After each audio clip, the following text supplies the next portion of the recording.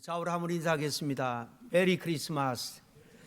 메리 크리스마스. 예, 성탄의 축복이 여러분과 가정에 넘치기를 바랍니다.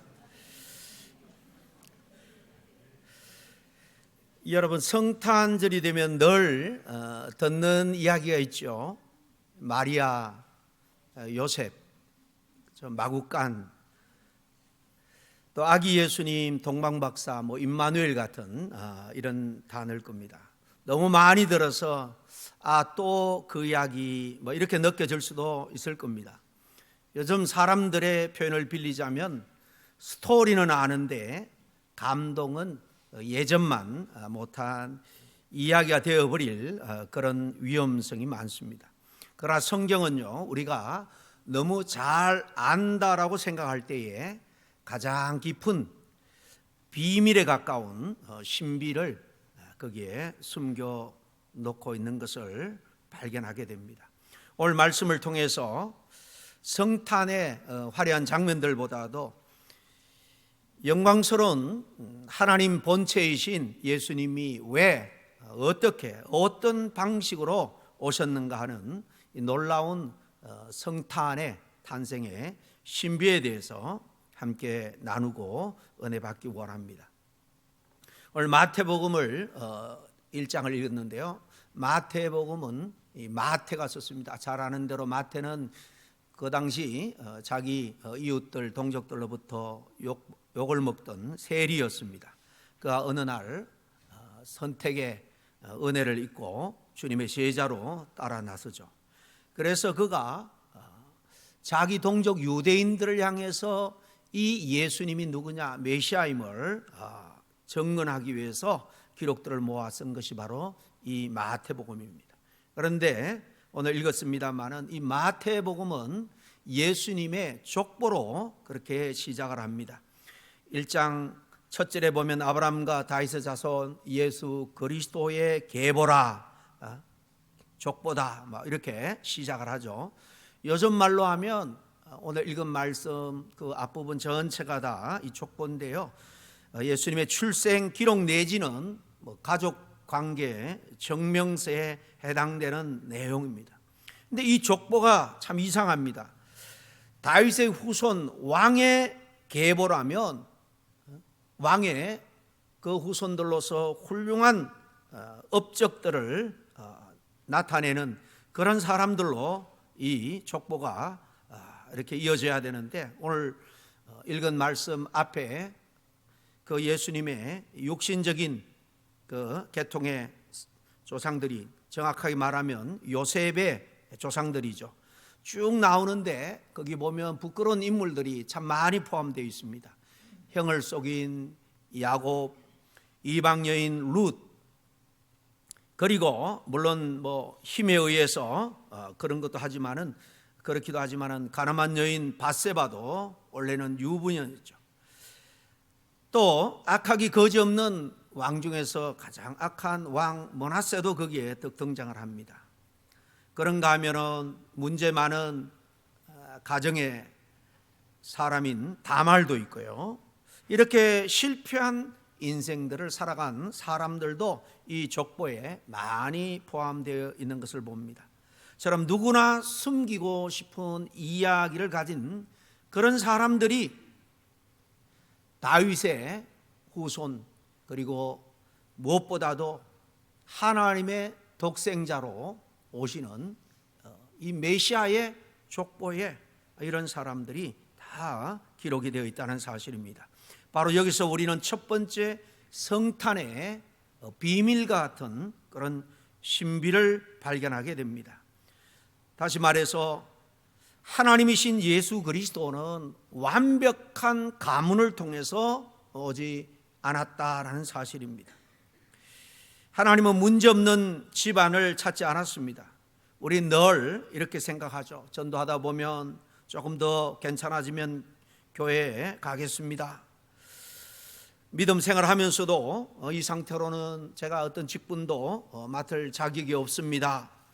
겸손해하는 것 같지만은 하나님의 부르심 앞에 순종하지 못하고 살아가는 사람들이 많이 있죠. 하나님은 이처럼 자격 있는 사람, 다시 말하면 흠이 없는 사람을 찾거나 기다리지 않는다라는 사실입니다.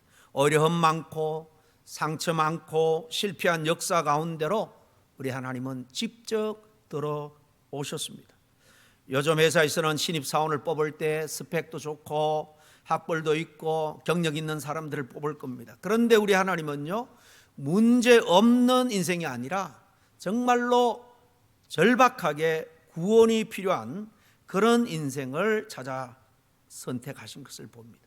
성탄은 하나님이 인간의 이런 현실을 결코 외면하지 않고 구체적으로 그 삶의 현장에 찾아오시는 분이다라는 사실을 우리에게 잘 보여줍니다. 오늘 여기 나오는 요셉의 입장에서 한번 생각해 보시길 바랍니다. 요셉은 한마디로 의로운 사람이다 그랬습니다.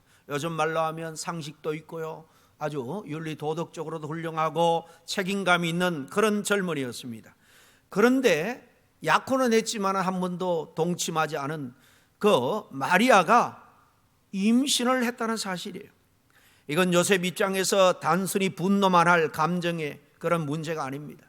약혼자에 대한 신뢰가 완전히 붕괴된 사건으로서 그의 인생 계획도 그의 명예도 사실 다 무너져 버린 그런 사건이죠.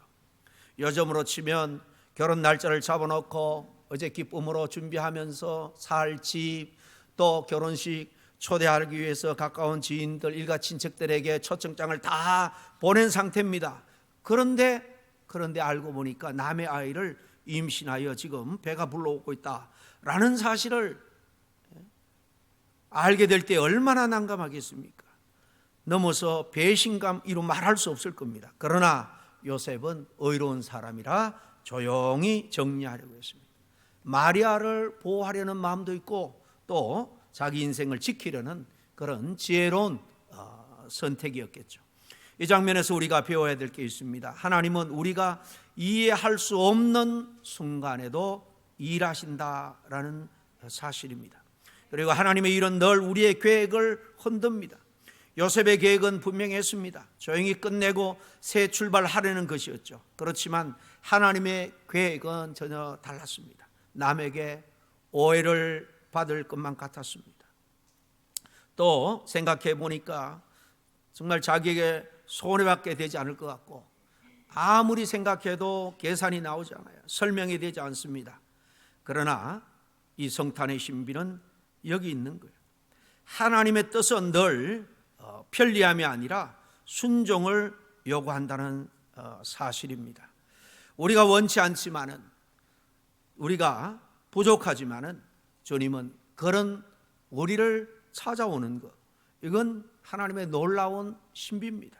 한마디로 말해서 저와 여러분이 이미 하나님의 은혜로 믿음을 통해서 우리 주 예수 그리스도를 구주로 고백하게 되었다는 사실이 여러분 내 지혜와 지식으로 된 것 같죠. 그러나 성령의 은혜가 아니고는 예수님을 구주라 시인하거나 고백할 수도 없다 그랬습니다. 저와 여러분이 이렇게 요셉처럼 하나님이 찾아오신 것, 이 자체가 여러분 말로 다 할 수 없는 신비로운 일인 줄 믿으시기를 바랍니다.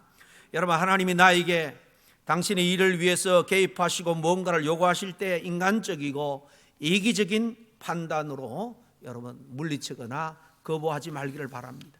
하나님은 결코 우리를 손해보게 하는 분이 아니기 때문에 지금은 수고스러워 보이고 손해가 되는 것 같지만, 그러나 우리 하나님은 분명히 모든 것을 다 합력해서 우리에게 선을 베풀어 주시는 분임을 우리는 성경을 통해서 분명히 믿기 때문입니다. 어쨌든 하나님이신 예수님이 이렇게 완벽한 가문, 완벽한 사람을 통해서 온 것이 아니다라는 사실이 첫 번째 신비라면, 또 이 족보를 통해서 또 하나 놀라운 신비를 발견하게 됩니다. 그것은 역사상 가장 완전하고도 완벽한 시점에 예수님께서 이 땅에 오셨다라는 사실이에요. 오늘 같이 읽은 17절 본문 말씀을 함께 보겠습니다. 그런즉 모든 대수가 아브라함으로부터 다윗까지 14대요, 다윗부터 바벨론으로 사로잡혀 갈 때까지 14대요, 바벨론으로 사로잡혀 간 후부터 그리스도까지 14대여라. 더라 그랬죠. 여기 보면 우리 주님의 족보를 14대 단위로 그렇게 묶어서 정리하는 것을 봅니다. 왜 예수님의 족보를 14대 단위로 편집을 했을까? 왜 마태가 이렇게 했을까요? 여러분 궁금하지 않습니까? 성경은 7을 완전한 숫자로 취급합니다. 당시 유대인들이 그렇게 생각을 했기 때문에 성경에서도 7은 완전한 의미로 나옵니다. 완전수 7이 두 번 겹쳐진 것이 14가 되는 거죠. 그러니 이 완전의 더블, 얼마나 더 완전한가 하는 거예요. 그리고 14가 한 번으로 끝나는 것이 아니라 여기 3번 그렇게 등장합니다. 우리나라 사람들도 전통적으로 3세판을 좋아하죠. 유대인들도 마찬가지입니다. 3세판을 좋아한다고 해요. 우리가 성부를 가릴 때 항상 3세판으로 합니다. 한 번은 아쉽고 두 번은 뭔가 억울하기 때문입니다. 적어도 3번은 해야 확실하다고 생각해요. 그리고 저도 미련이 없다는 겁니다. 그래서 3번을 해야 그 결과에 깨끗하게 성복을 하게 됩니다. 이제 다음 주 수요일 송구 영신 예배 전에 우리가 송년 친목 잔치를 하게 되는데 빠지지 않는 놀이 중에 하나가 윷놀이죠. 하다못해 우리 조상들은 윷놀이에도 꼭 3세판을 했습니다. 유대인들도 그랬다는 겁니다. 성탄, 예수님의 성탄에도 3세판이 그대로 적용되는 걸 봅니다. 온전한 수, 요즘은 우리들이 럭키 세븐이라고 그러는데 이것이 더블로 겹쳐지고 그게 다시 3세판을 그렇게 거듭하는 거예요. 역사상 이 말은 가장 완벽하고 온전한 그 시점에 우리 주님께서 메시아로 이 땅에 탄생하셨다라는 겁니다. 따라서 예수님은 결코 우연히 2025년 전에 탄생하신 게 아닙니다.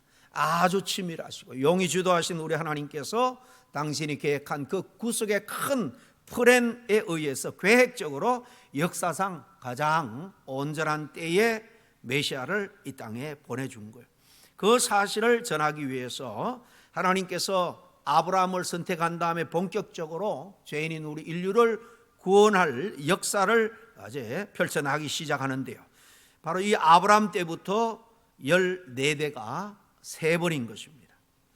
그리고 이 예수님의 성탄을 통해서 하나 발견할 수 있는 것은 예수님이 어느 곳에 태어났느냐, 성탄의 장소, 현장도 신비라는 사실입니다. 베들레헴에 주님이 태어났죠. 거기는 다윗의 동네다 그렇게 말합니다.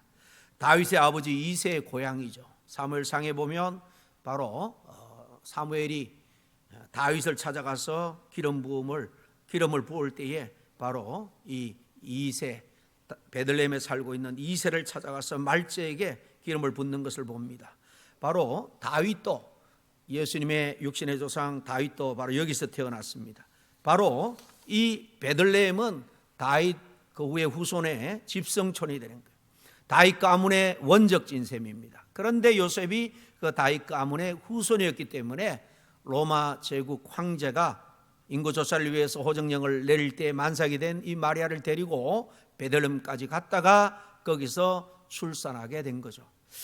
여러분, 실은 이것도 우연이나 실수가 결코 아니라는 거예요. 철저하게 계획된 하나님의 각본에 의한 필연이었다는 사실입니다. 하나님이 연출하신 완벽한 이 구속의 그 역사, 그 구속 사건 가운데 주님께서 계획한 일입니다.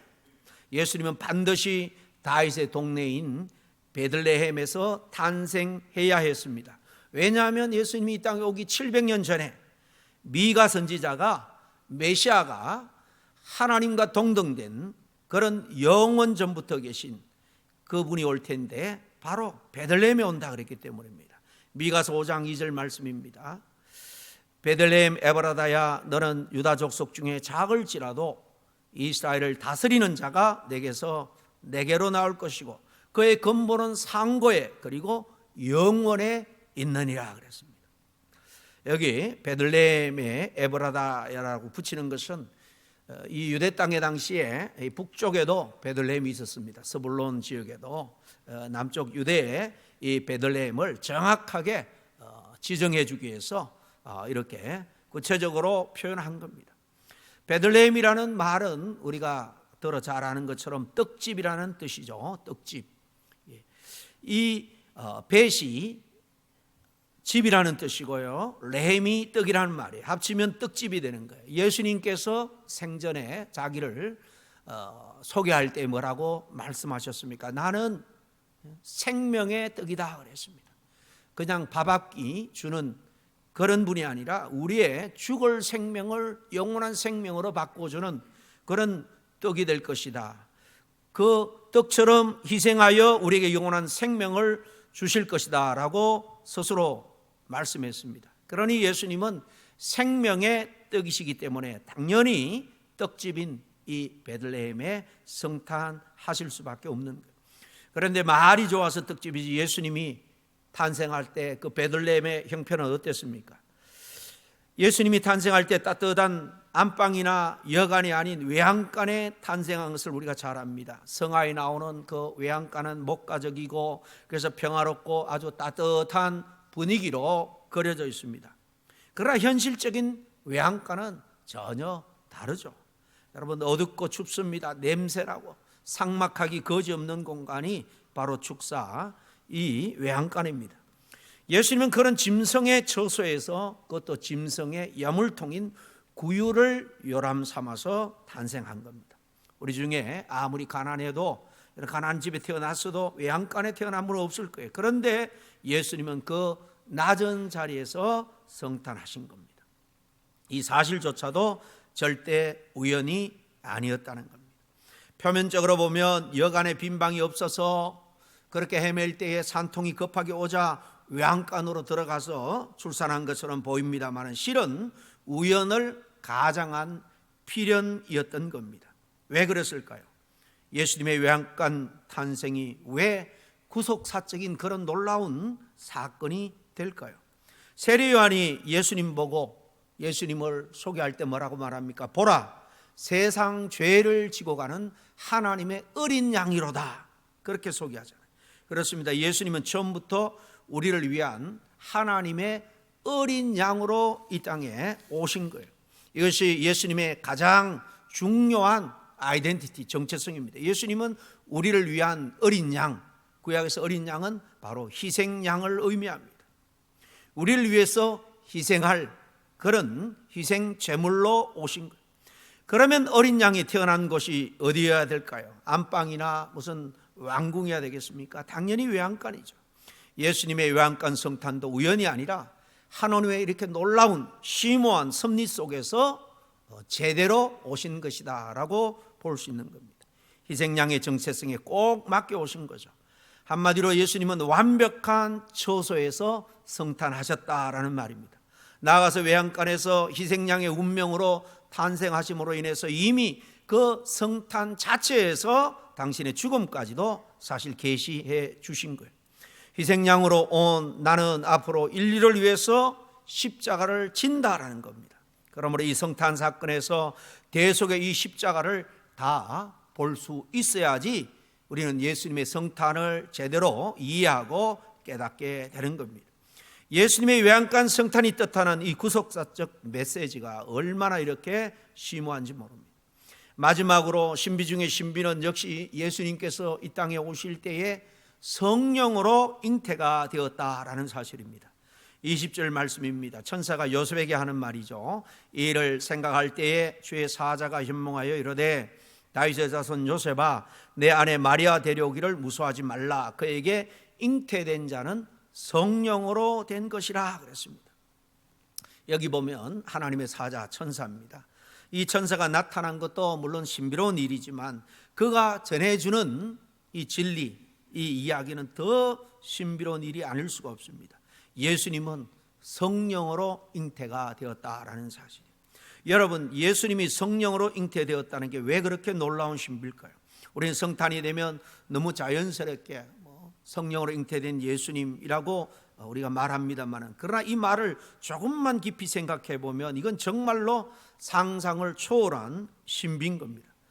왜냐하면 자연 생육법이 아니라 초자연적으로 잉태된 것도 신비지만은 이 성령으로 잉태된 영적인 깊은 의미를 생각할 때에 정말로 깊은 베일에 가려졌던 진리요 신비 중에 신비가 아닐 수가 없는 겁니다. 왜냐하면 이 사건 하나에 하나님의 구원 계획 전체가 다 들어있기 때문에. 이건 단순히 기적 출산 이야기 아닙니다. 우리는 종종 예수님은 기적적으로 태어났지, 이 정도로 생각하기 쉽습니다. 그렇지만 이 성령 잉태는 그저 하나님의 기적이 하나 추가된 그런 사건이 아니라는 거예요. 하나님의 인간 역사 속으로 또 어떤 방식으로 들어오셨는가에 대한 놀라운 선언이었습니다. 18절 말씀을 다시 한번 읽어드리겠습니다. 예수 그리스도의 나심은 이러하니라. 그의 어머니 마리아가 요셉과 약혼하고 동거하기 전에 성령으로 잉태된 것이 나타났더니 그랬습니다.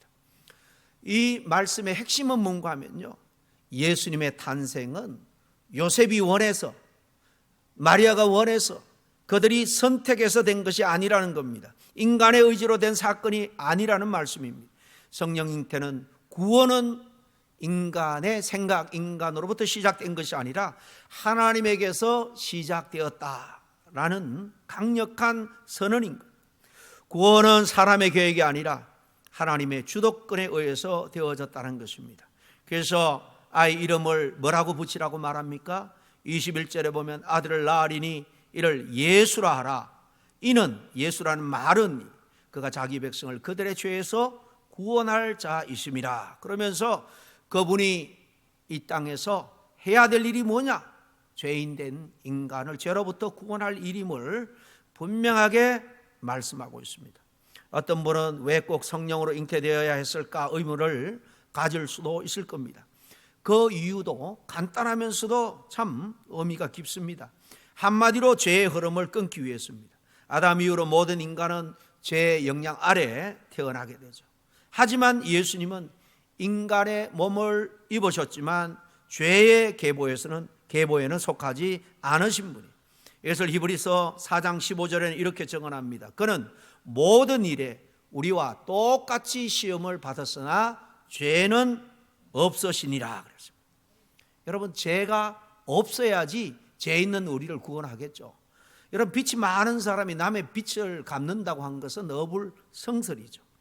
갚을 능력이 있는 사람이 할 수 있는 것처럼 죄가 없는 그런 하나님만이 할 수 있는 일이, 하나님이 또 인간에게 이 일을 역사하러 베풀기 위해서는 인간의 몸으로 와야 인간이 우리가 하나님의 구원 사역을 조금이나 이해하고 받아들일 수 있기 때문에 인간의 몸을 입고 온 거예요. 죄인이 아니한 거룩한 몸으로, 그것도 인간의 옷을 입고 오기 위해서는 이렇게 성령으로 잉태될 수밖에 없는 것입니다. 성령 잉태는 죄 없는 인생의 시작입니다. 여기서 정말로 놀라운 점이 있습니다. 어른의 모습으로 오신 것도 아니고 왕의 모습으로 오신 것도 아니고 아기의 모습으로 어머니의 태 속에서 오셨어요. 요즘 말로 하면 정말 하나님이신 메시아가 가장 낮고 천한 연약한 인간의 자리까지 내려왔다. 탯줄에 의존해야 됐고 보호받지 않으면 살 수 없었고 울음으로 또 자기의 배고픔, 자기 의사를 표현해야 됐습니다. 성령의 잉태는 하나님이 우리 인간의 연약함을 피하지 않으셨다라는 증거입니다. 그리고 무엇보다도 성령 잉태는 하나님과 인간의 만남을 의미합니다. 이 사건 하나에는 두 가지 진리가 동시에 포함되어 있습니다. 드린 말씀을 정리하면 예수님은 완전한 하나님이면서 완전한 신성을 갖고 있으면서 동시에 완전한 인간이었다. 인성을 동시에 갖고 있는 분이다. 예수님이 성령으로 태어나셨기 때문에 하나님이시면서 동시에 진짜 사람이 되셨다. 이걸 우리는 성육신 인카네이션이라고 말합니다. 하나님이 사람이 되셨다는 이 사실보다 더 큰 신비는 없는 겁니다. 성령 잉태는 신비 중에서 신비이기 때문에 이 사실은요, 사실 우리가 작은 머리로 이해해서 믿을 수 있는 것이 아닙니다. 믿음으로 그저 받아들이는 신비인 겁니다. 그리고 이 신비는 우리에게 이렇게 묻습니다. 너는 내 인생에도 하나님이 이렇게 주도권을 잡도록 허락하겠느냐? 성령으로 잉태한 예수님은 지금도 우리 삶 속에 들어오시기를 원한다는 것. 우리의 주인이 되어주시고 우리의 구원자가 되어주시고 우리의 삶을 전적으로 인도하기를 원하는데 그 주도권을 주님께 내어주겠느냐라고 묻는 겁니다. 그리고 그분은 늘 우리와 함께 동행하기를, 함께 있기를 원하세요. 오늘 23절에 보라, 처녀가 잉태하여 아들을 낳을 것이요 그의 이름은 임마누엘이라 하리라 하셨으니 이를 번역하면 하나님이 우리와 함께 계시다 함이라 그랬습니다. 이 말씀도 사실 미가와 같은 시대에 활동했던 이사야가 예수님이 오기 무려 700년 전에 예언하신 말씀이에요. 예수님의 또 다른 이름으로 임마누엘이라는 이름이 붙여질 것이다. 그분은 우리와 함께 계시는 분이기 때문이란 겁니다. 여러분, 예수님을 믿는 자에게 하나님이 함께 하신다는 겁니다. 영원하신 하나님이 우리와 함께 하시는 이 사실도 신비가 아닐 수가 없습니다. 하나님 멀리 계시지 않습니다. 영원한 하나님이 그 높은 보좌에만 앉으셔서 명령만 내리는 분이 아니라는 거예요. 우리의 아픔을 그저 관망하고만 있는 분도 아니라는 겁니다. 하나님 우리의 삶 가운데로 들어오시기를 원하세요. 우리의 고통의 자리, 눈물의 자리, 외로운 자리, 죄책감에 가득한 그 쓰라린 그 자리까지 찾아오시고 함께 우리를 동행해 주시기를 원하세요. 여러분, 성탄은 우리의 구원뿐만 아니라 이렇게 하나님이 우리와 함께 하시기 위해 오신 사건입니다. 예수님이 한 시대 짧은 삶을 살고 떠났지만 부활 성천하신 다음에 영으로, 성령으로 이제 오늘 우리 시대에도 우리와 함께 계시는 줄 믿을 수 있기를 바랍니다. 그러므로 성탄은 그저 관람하라는 게 아니에요. 성탄은 우리를 하나님께서 초대하고 있는 겁니다. 구경하는 절기가 아니라는 것입니다. 그분을 내 삶의 다시 깊은 자리에 중심에 모시는 절기가 되어야 된다는 겁니다. 메시아가 오시는데 귀하게 쓰임받는 이 요셉은요, 결코 다 이해해서 순종하게 된 게 아닙니다. 이해되지 않아도, 손해 같아 보여도, 설명이 안 되어도 하나님의 말씀을 붙잡았습니다. 성탄의 신비는 기적 이전에 이렇게 또한 순종의 자리에서 시작되는 것입니다. 그리고 이 성탄 사건은 다 지나간 과거의 사건이 아니에요. 지금도 계속되는 하나님의 이야기입니다. 육신의 몸을 입고 오신 성령님은 지금도 역사하시고 우리와 함께 하십니다.